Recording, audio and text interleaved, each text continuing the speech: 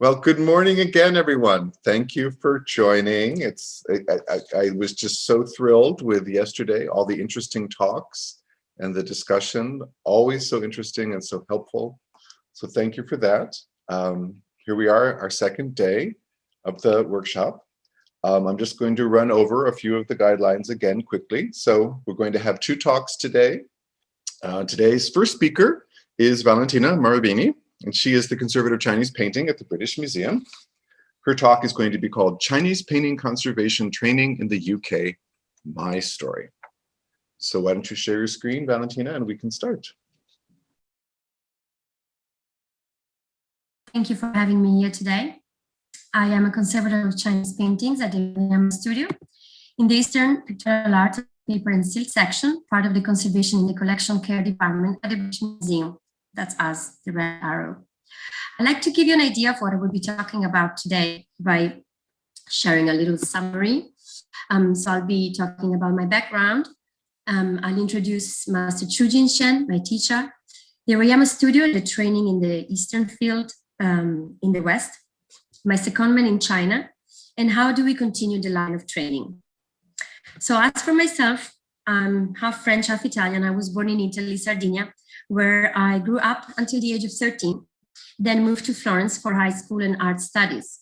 I graduated in conservation of graphic art and paper from the Istituto per l'Arte e Restauro in 1999. Within other countries and placement, I lived mostly in Paris, where I had the extraordinary opportunity to work at the Louvre Museum and at the National Library of France. In 2003, I was employed by the British Museum to undertake an extensive training specializing in Chinese paintings conservation and traditional romantic techniques under the instructions of Master Chu Jinshen, senior conservator for Chinese paintings at the British Museum. I don't know if it was the vintage Chouberon horse painting hanging in my bedroom as a child, which drew me to Chinese art and culture, or if it was the choices that followed later on, such as learning martial arts, and with it, the interest in calligraphy. Nevertheless, there were clear signs that pulled me into this particular branch of conservation, while my twin sister was forever into Giotto and the Italians. I have always loved China and Asia, and in its style, the intrinsic idea of strict perfection and simultaneous fluidity. The challenge of capturing these inspired me enormously as a Western person and Western trained conservator. So it was 2003 when I moved to London to start training with Master Chu Jinshen, and my daily life has been always with her. Assisting Chula She with the various tasks of her own conservation romantic work has been the opportunity and the privilege for me to explore the immense range of paintings and related conservation and preservation challenges. I am proud to be her Zuso, or mentor assistant.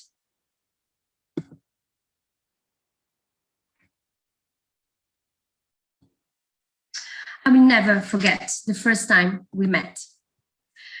The sense of presence that she emanated, her figure composed and steady, elegant, the honest look that if I paid close attention to was already the precursor of the path ahead of me, yet to be fully discovered in the never-ending potential for expansion and pursuit of perfection.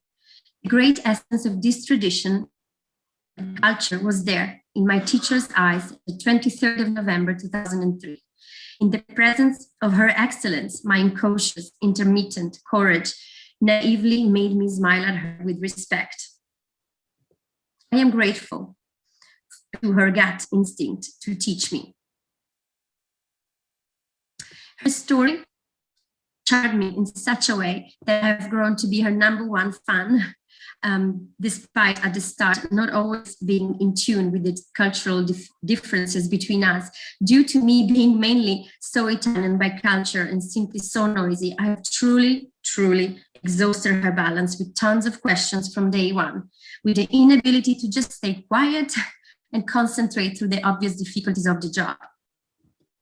The years that followed were only possible thanks to Chula She's immense patience and devotion to her mission to guide me. And she did partially re-educate me like you do with a child. I now have 3 beautiful children myself, and they see Chula She as a leader figure to me, but also as a true guide and a member of the family too. I have started has a number 3 student. This was what I was called at the beginning. And only the strength of her as a role model made me to commit to learn her language so that one day I could at least thank her properly. She is the image of integrity.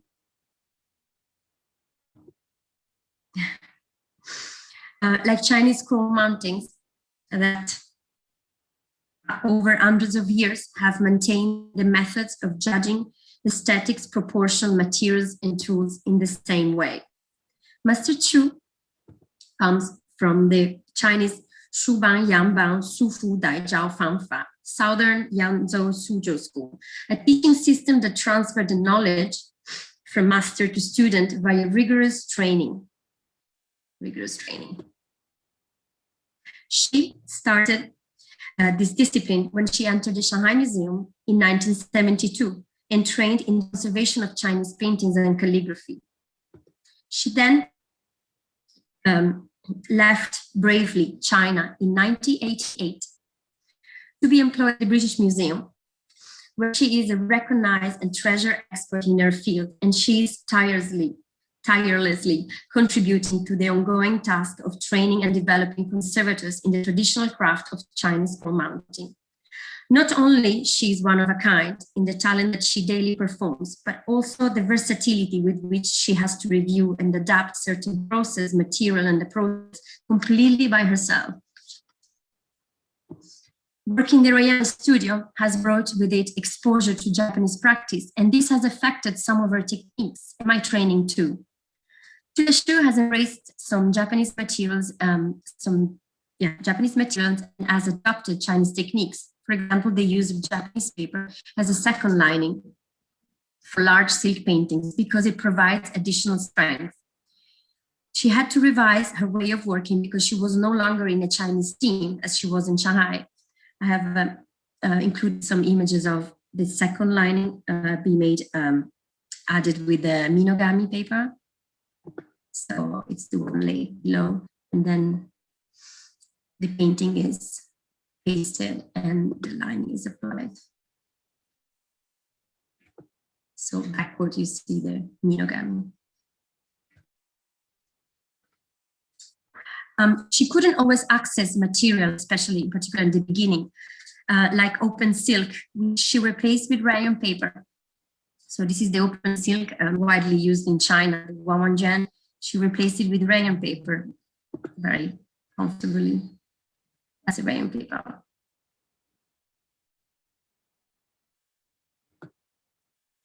And she was asked by the department to use soya milk over alum prior to retouching.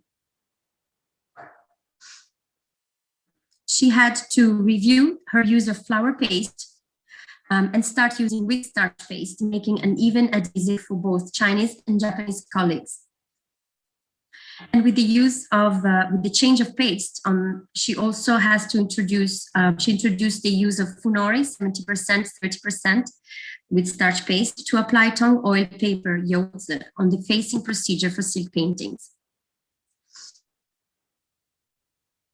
Her ability to adapt was necessary to survive, and it is outstanding, yes, but moreover innovative and valuable, because she came to a studio where she found a room to explore and ultimately enrich further her established traditional knowledge. These are some images of the facing procedure. Chu has remounted Japanese mounted Chinese painting by leading treatment decisions with curator that trusted not only her technical skill, but also her aesthetic and ethos as a whole. She has this authority. I've got some examples of Japanese mounted Chinese painting. She has this authority, and traditional Chinese scroll painting conservation practice requires such a high sensitivity in understanding the original intentions of both the artist and the mounter. From there, it is crucial for the conservator to make mounting decisions with the achieved knowledge that allow to maintain the historical character of both the painting and the mount when a painting is remounted. Theoretical knowledge is put to best use, when coupled with long-term experience in mounting and with intuition. Question for today's gathering to reflect upon: what impact do these necessary adaptations have on staying faithful to Chinese traditional practice? Is there more nuance to the evolution of these techniques? I've always felt that only a truly experienced master has the right to adapt and evolve these precious techniques. What does that mean for the younger generation? It's hard to gain and later apply this authority. The skill of the scroll mounter is essential and must itself be preserved for posterity. Caring for ancient painting is the responsibility for which every century requires new mounters to be trained to keep collections safe and this profession alive. Since we're not in China, my sense of responsibility and commitment to adhere to the traditional Chinese methods feels very strong, precisely because we are so far away. As mounter student, I assist where possible, practice and copy my master during the daily complex work, applying traditional scroll mounting skills. I'm hoping to progress in the formal training as a scroll mounter until perhaps one day mastering the complexities of the tools and the actions to be able to apply them on paper and silk and painted support with complete confidence and autonomy. I have a lovely video I'd like to share of the two of us really copying through our, sorry, the four of us. Baby. The Rihanna studio in the British Museum, where we conserve the collection of East Asian painting on paper and silk, is pictured here. It was refurbished in 1994 thanks to a donation from Professor Ippo Hirayama. In this exclusive environment, we guard at different levels and maintain the collection of Chinese, Japanese, Korean, South and Southeast Asian, Middle Eastern artifacts by very often merging conservation methods and ethics with our practices.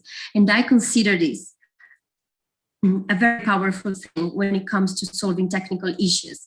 Joint investigation, consultation, and sharing with combination of both traditional and modern approaches in terms of the material and techniques used, including digital processes, are at the basis of our approach.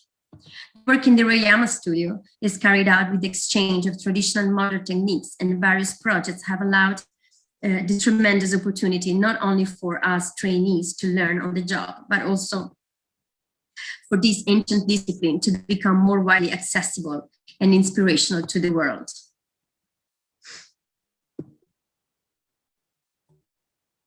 All the materials and equipment we use are important from Japan and China to carry out conservation and mounting work based on traditional methods.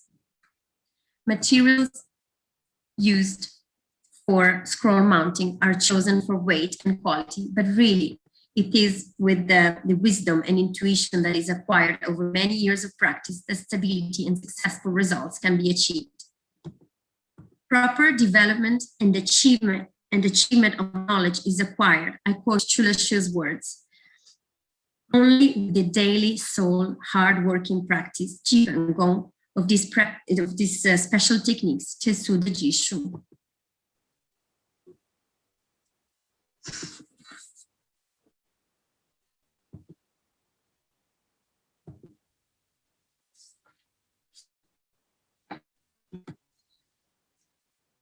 Some of the action of burnishing.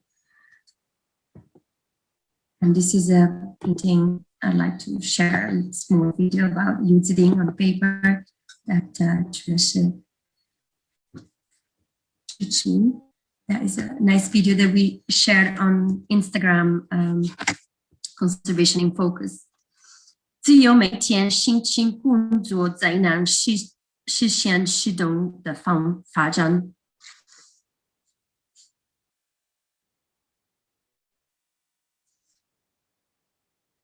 It's just the preparation for putting onto the drawing board.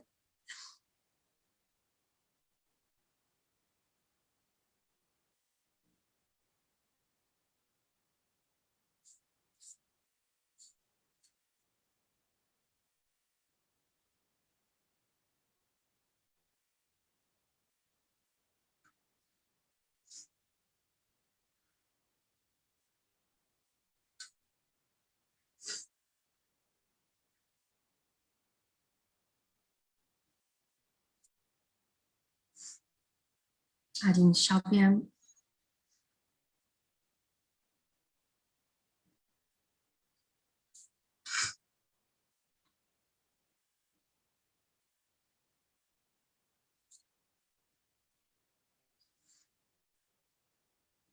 and putting onto the stretcher drawing board.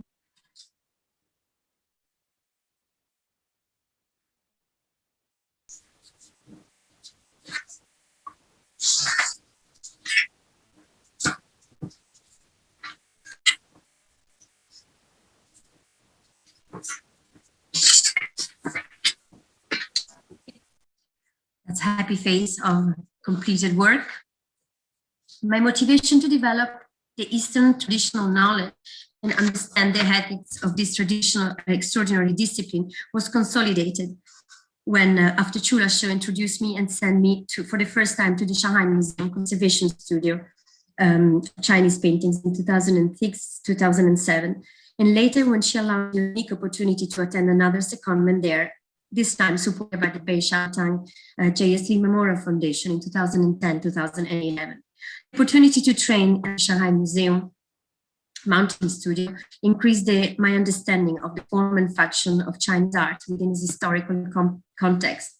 It was a unique occasion to mature my language ability, and most importantly, the efforts in this mission intended to provide the collection of the Chinese paintings held at the British Museum an authentic platform of information on which to prolong the regional historical discipline and ensure the future of both preservation of Chinese paintings in the West and dissemination to future generations. Being in a unique position, like Grace John, having experienced both environments, I can draw the main differences between training in Shanghai and in London. It is what Chula Shi always said, solely the importance of practical work. In Shanghai, the practical work is at the core of every single task. Work is assigned to the team at the large table, like you can see here. Conservation is discussed and paintings are assessed. They often give little piece of paper where they assign the work. In London, no, it is intense working all together. In London, nearly 50% of our time is used to fulfill the museum others priorities, such as assessments and remedial treatment for acquisition, exhibition, and loans, and subsequent paperwork that entails. Along with our Japanese colleagues, we must also balance our scroll mounting work with the conservation of some of the museum's other collections, such as Southeast Asia and Middle East. Whereas in Shanghai, the only priority is scroll mounting.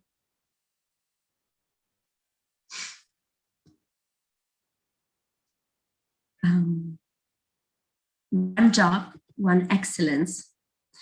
Finally, some more image. Finally, endless debates over the extent of retouching. Without getting into controversial, in Shanghai, the experienced conservator of the team in retouching is allowed to research and, where necessary, reconstruct. In DBM, only toning of missing areas is allowed. I think someone, Isha yesterday showed a beautiful intervention on the head on that painting. This practice as a whole requires more than simple craftsmanship. It demands both force and sensitivity in mastering techniques of color, such as dyeing method too, to render fine shades and subtle nuances revealed in the main subject.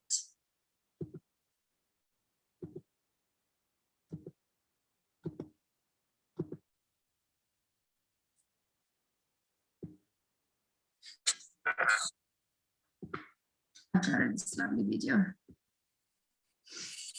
Oh, the train.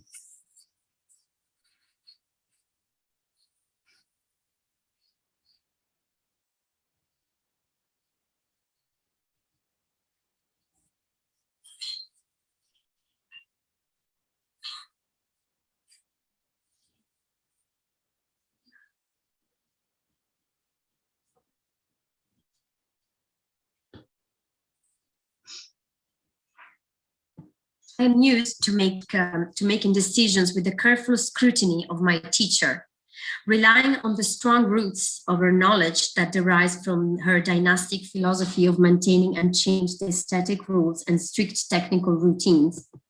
The conservator must predict the result and judge the effect of each procedure.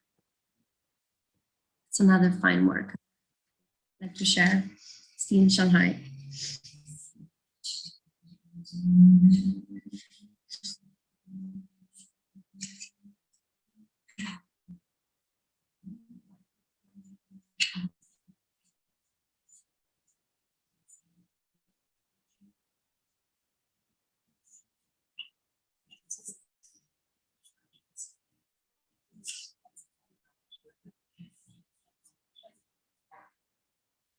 So the conservators must predict the result and judge the effect on each procedure. Scrolls in their forms are incredibly well engineered thanks to the intellectual structure method of teaching that the masters have inherited over the centuries and their capability to transfer it.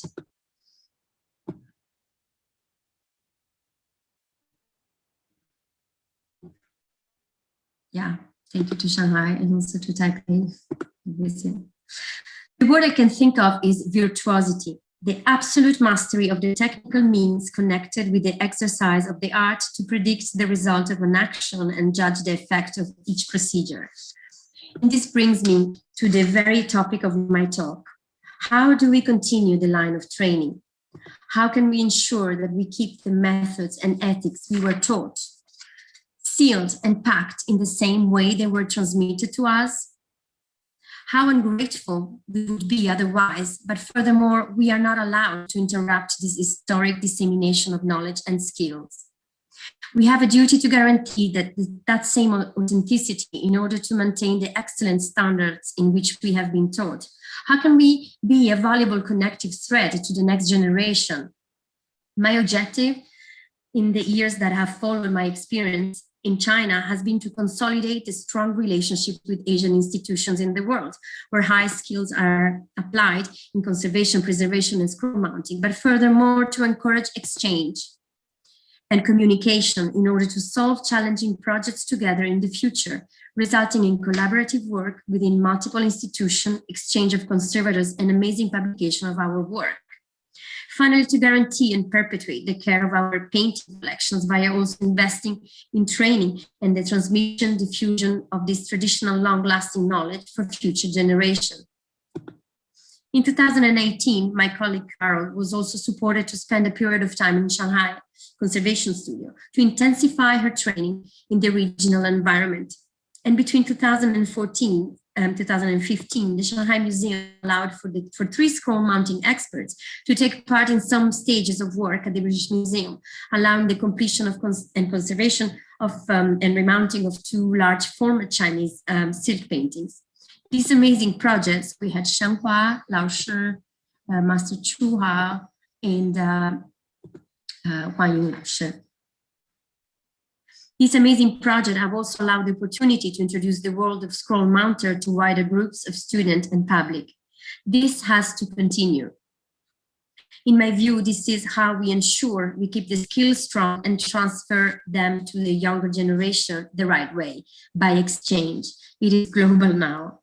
The art of conserving a modern Chinese painting is a very specialist skill, and we must strive to ensure that the skills and the rich knowledge developed over a long tradition of mounting are not forgotten. This should apply to any institution in Eastern collections like ours in the Western world, perhaps by creating regular forums. That's something I'd like to stress today, such as this one, and by creating league to support the newer generation in their training, but above all, by reminding and keeping active the adhesion to the ancient teaching despite the passing of time. Careful application of each step of the mounting process and the consistent use of authentic and durable materials does help to keep alive the scroll format through the knowledge and techniques of a Chinese master mounter. Well, our purpose ideally should be to reach the authority that lies in Chu Shi's wisdom, but also her adaptation, merging and evolving of the techniques. Realistically, it has to be to prolong the original historical discipline and ensure the future of both preservation of Chinese paintings in the West and dissemination to future generations. Thank you very much for listening, and obviously thank you to Master Chu Jinxian and my wonderful teacher and my wonderful colleagues. 演讲结束了，谢谢大家。Thank you, Valentina. That was a beautiful, fascinating, and very heartfelt presentation. I think that'll give us a lot to talk about during the discussion period. Greatly appreciated. And then our second, and this will be our final talk today, this will be Xin Zai, and she is now the Associate Conservator of Chinese Painting at the Museum of Fine Arts in Boston. And the title of her talk will be Projects at MFA 2009 to 2021. So if you'd share your screen, Xin. Hi, everyone. Today, I'm going to share with you the project I have done at the MFA. And also, by coincidence, the end of my talk will continue the discussion from yesterday about the remounting. This is the list of the project. I have picked some projects that were done with different approaches or one with something special to talk about. The first project is a pair of a Japanese folding screen, and I will focus on the digital printing for infilling the losses on backing paper. The artist is Munakata Shigo. He's an important artist of the 20th century in Japan. He was active during the folk art movement. The folk art movement in Japan was funded by Yanagi Soetsu. This movement focused on handcraft art by ordinary people, including ceramic, lacquer, textile, and woodwork. And full dye paper you see at the back of these screens is one of these crafts. Munakata dedicated this screen to Yanagi with an inscription on the labels at the back of the screen. Therefore, this full dye paper had to be kept and treated as part of the artwork. And you can see some large losses at the back of the backing paper. So for creating infills, it's not only a matter of choosing appropriate paper, but also reproducing the pattern. Let's quick review what's the fold dye paper. It's basically you fold the paper is certain way, and you dip in the different dye, and you will get these beautiful patterns. I did try to remake this full dye paper, and the result wasn't so good as you see. So I tested some digital infills. The digital reproduction has enough reference from undamaged area of a backing paper. So I set up the dimension of the pattern, adjusted the distortion, also adjusted the brightness, contrast, and color balance to make the image slightly lighter than original. Japanese sekishu paper was chosen for printing the image, but it kept jamming in the printer. So I added one layer of the temporary lining to the back of a sekishu paper. Then I sized the paper to fix the fiber.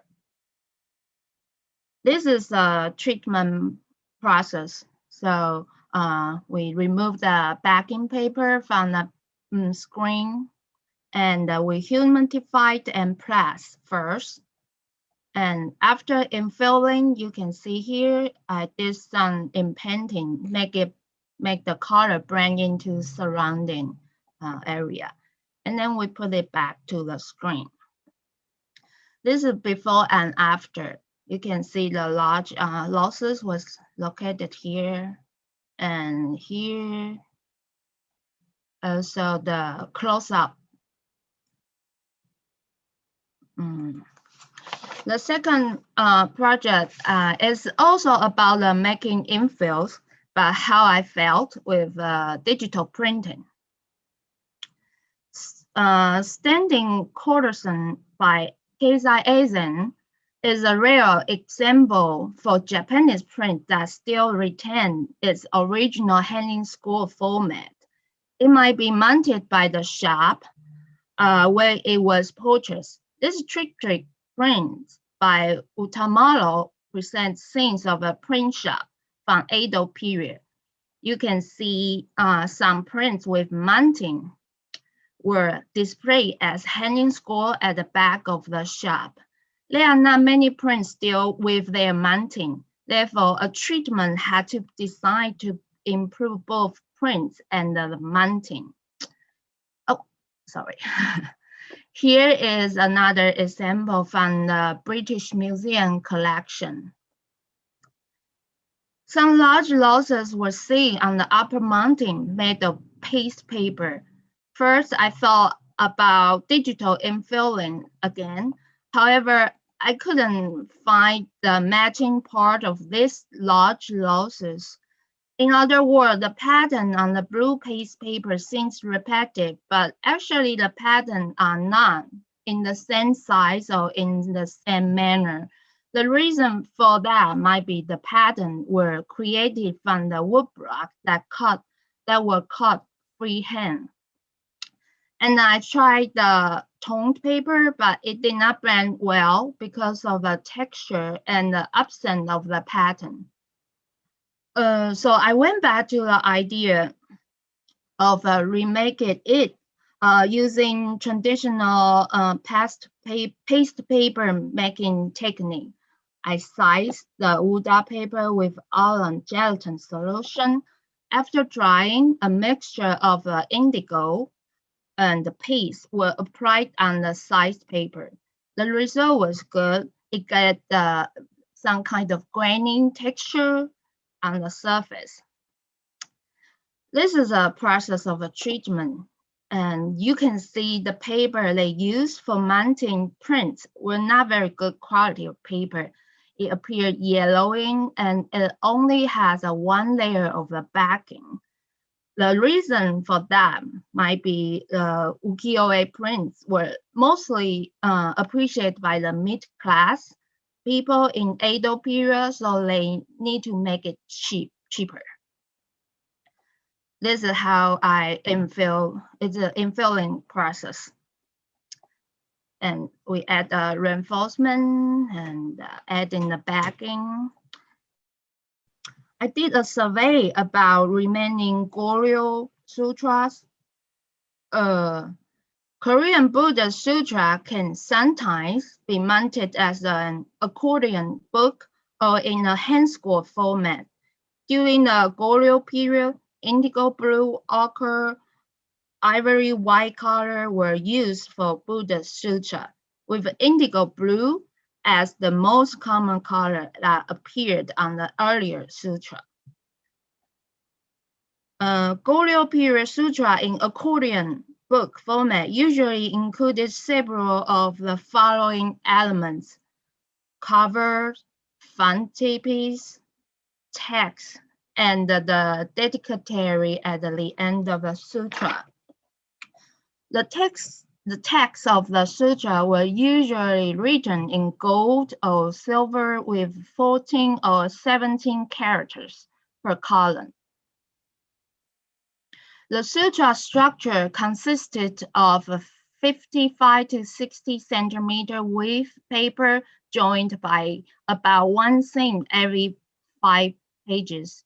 The cover could be a separate piece with layers of paper to attach on the first or last sheet of sutra, or they could also be the first sheet or last sheet of sutra itself folded over. Inscriptions sometimes could be seen at the seams.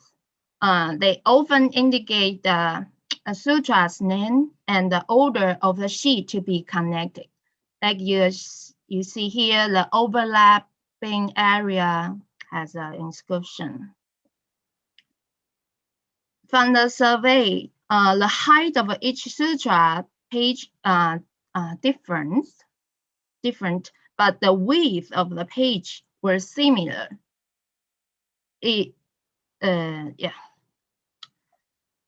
sutra we treated was 10 leaves, only 10 leaves accordion book with front and back. So the tricky part is resembling this is how we do it. We have one section of the sutra was moistured with the outline guide underneath. And one piece of mala was placed on top of it as a moisture barrier while positioning the top sutra. And the top sutra was placed with the central folds aligned, then check to see if the other folds aligned. Every page was still slightly different, so we gently manipulate each page with applying more moisture with brushing, getting the folds nearly aligned. Once the top sutra's position and expansion was set, the top sutra and mala was flipped halfway aside and paste was applied on the bottom sutra, brushing vertically to avoid unwanted horizontal expansion. And then we cut off the mala, attach half, and then we did the other half with the same process. Sorry, I don't have a before and after treatment photo because these projects belong to private collector. But this is the treatment process. The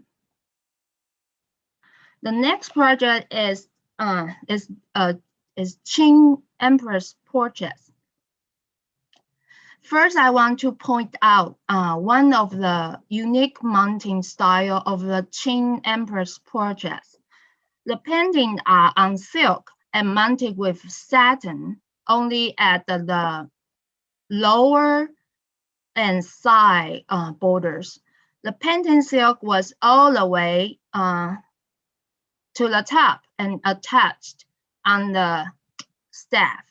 So a severe tears was located at the lower edge of the staff on the painting silk. The backing, instead of using paper, were made with 4 pieces yellow silk. You can see from this, this is a backing silk. This portrait was believed to be stored in the Shouhuang Palace at the back of a Forbidden City.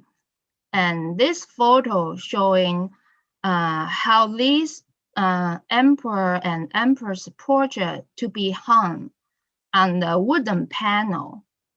And this might explain why they don't have an upper mounting and a very narrow side mounting and just only the bottom mounting.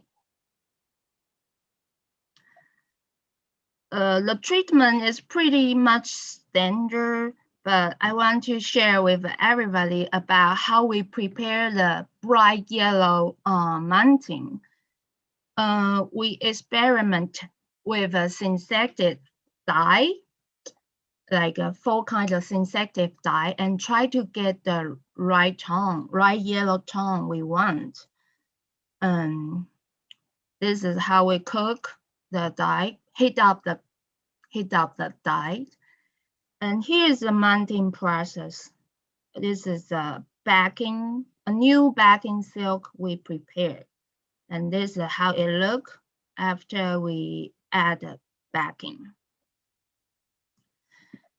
Also, for install the ivory end knob, we use the silk tape so that in the future, the end knob could be easily to remove if the scores needs to travel overseas.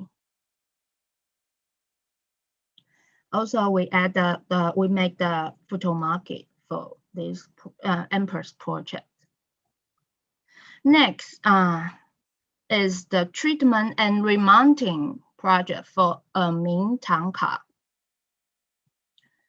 This Ming Tangka came to MFA in 1912 and was mounted in Japanese panel format in 1980s.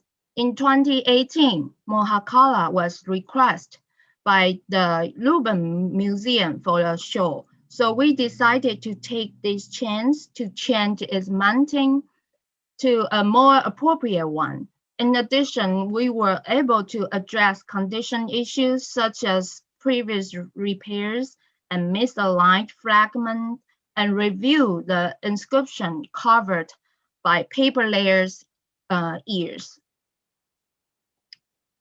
However, what is an appropriate mounting for a Ming core reproduction Tibeto-Chinese tanka? We conducted a survey of the tankas with surviving mounting. These tankas, mostly from Ming era, were likely produced in central China and include textile and painting tankas. We also added the fishtail style tanka in the survey. And we found first the proportion.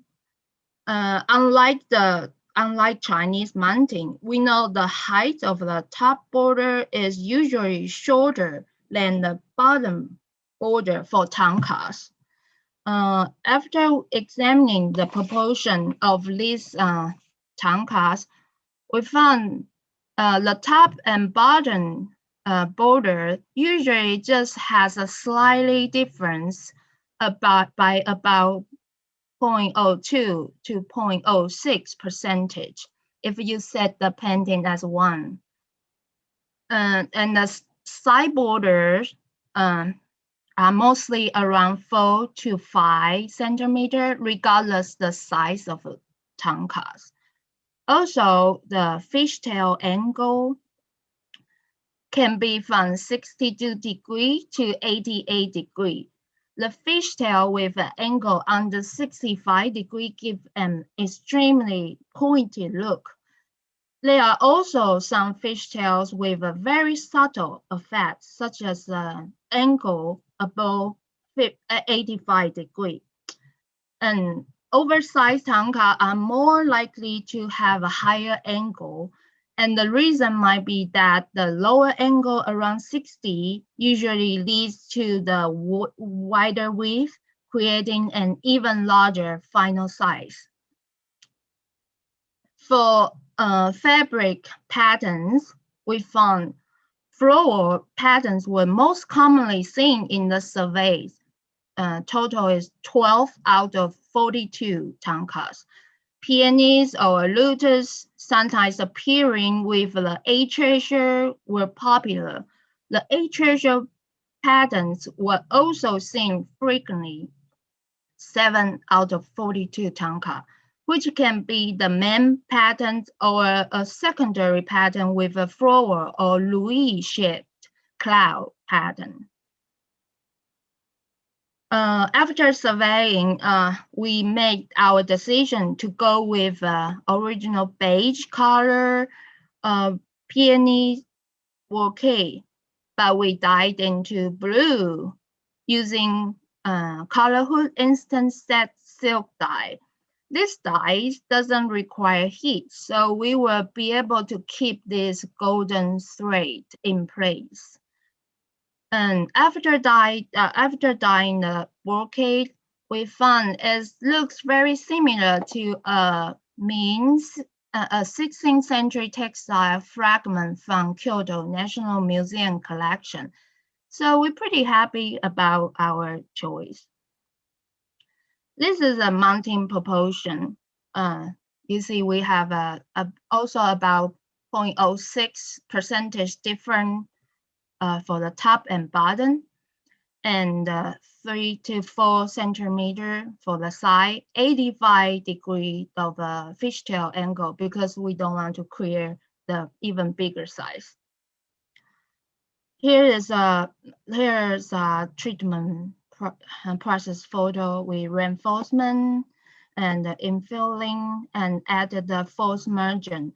The mounting was stitched on this area, the margin we added. And we did fonts the inscription at the back on every deities. And we flattened it and in painting, and we constructed the mounting. Here is before treatment and after treatment shot.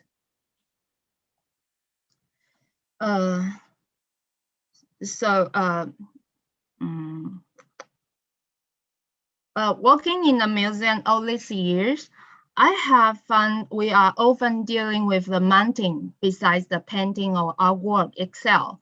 And sometimes we have to make our own decision about mounting because curators do not always know about the style or history context of the mounting.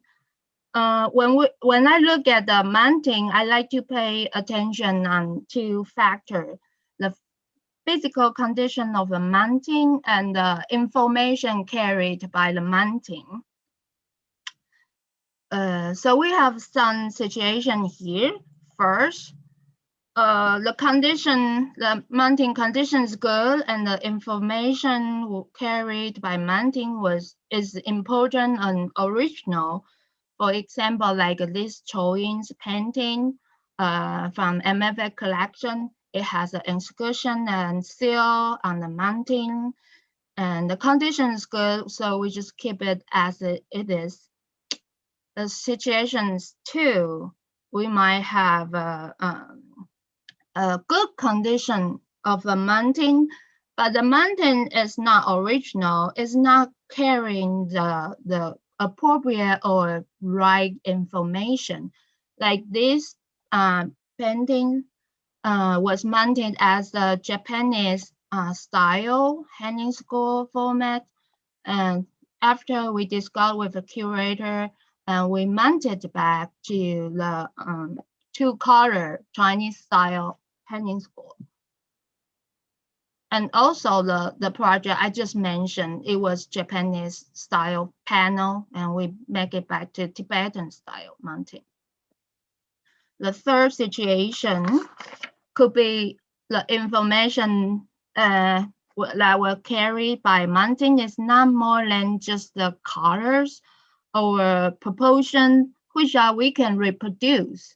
Like Marshall Qing project we done before at the MFA is a Taoist painting with a two-color mounting style, and we just reproduced the condition was bad, so we reproduced the color and proportion and give it the new mounting.